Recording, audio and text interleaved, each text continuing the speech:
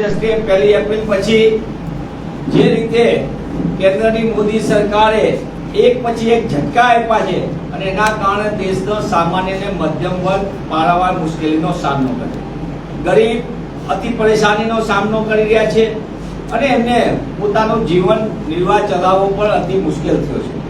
છેલ્લા થોડા દિવસની અંદર જોઈએ તો ગુજરાતમાં અને દેશની અંદર કોમર્શિયલ ગેસની અંદર 218 રૂપિયા જેટલો તોતિંગ વધારો ઝીકવામાં આવ્યો છે.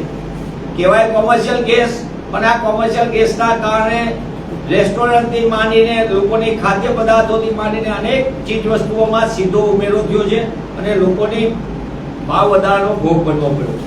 એ જ રીતે પ્રીમિયમ પેટ્રોલના નામે સરકારે 11 રૂપિયા પ્રતિ લીટર વધારો કર્યો, ડીઝલમાં 1.5 રૂપિયો વધારો કર્યો અને સૌથી મોટી ઘાતક વસ્તુ દેશની અંદર ડાયાબિટીસથી લઈને બીજી જીવન રક્ષક દવાઓ સહિતની કુલ 900 દવાઓમાં 10% તોતિંગ વધારો ઝીકીને દેશના લોકોને જીવવાનું તો મુશ્કેલ છે, પણ એમને પોતાની સારવાર માટે પણ જે તકલીફ પડે, જરૂરી દવા લેવાની જરૂર પડે, એ પણ અતિ મોંઘી થઈ છે. ખાસ કરીને આના કારણે સિનિયર સિટીઝનોને મોટી તકલીફ પડી રહી છે.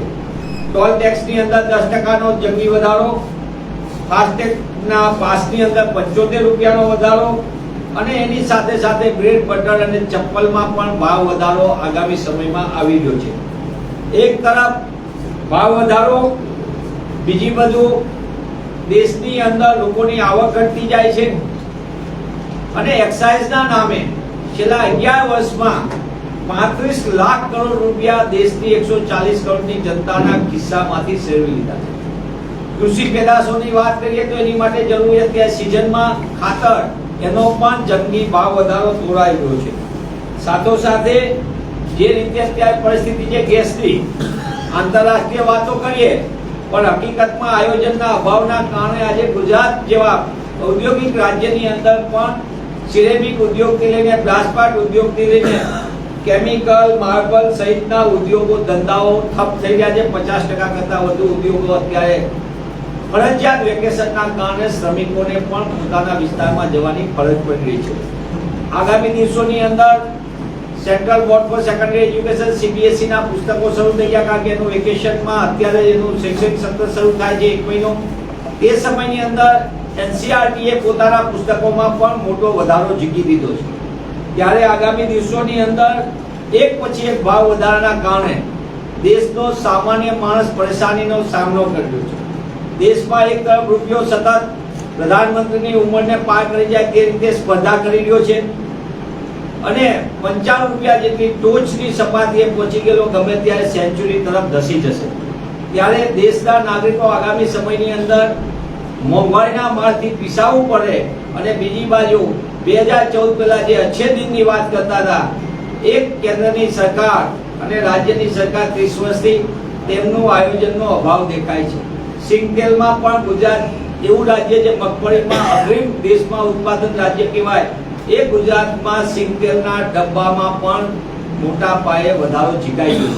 એટલે કે એક તરફ ગૃહિણીઓનું બજેટ ખોરવાય, બીજી તરફ મધ્યમ વર્ગ, સામાન્ય વર્ગ પોતે નિશ્ચિત આવકમાં પોતાનું ઘર ચલાવવાનું હોય એને મુશ્કેલી પડે અને જે માલેતુજા છે એને મજા છે, કારણ કે માલેતુજા રાજને 26 લાખ કરોડ રૂપિયા જેટલી માતબર એમનું દેવું આ કેન્દ્રની મોદી સરકારે માફ કર્યું છે.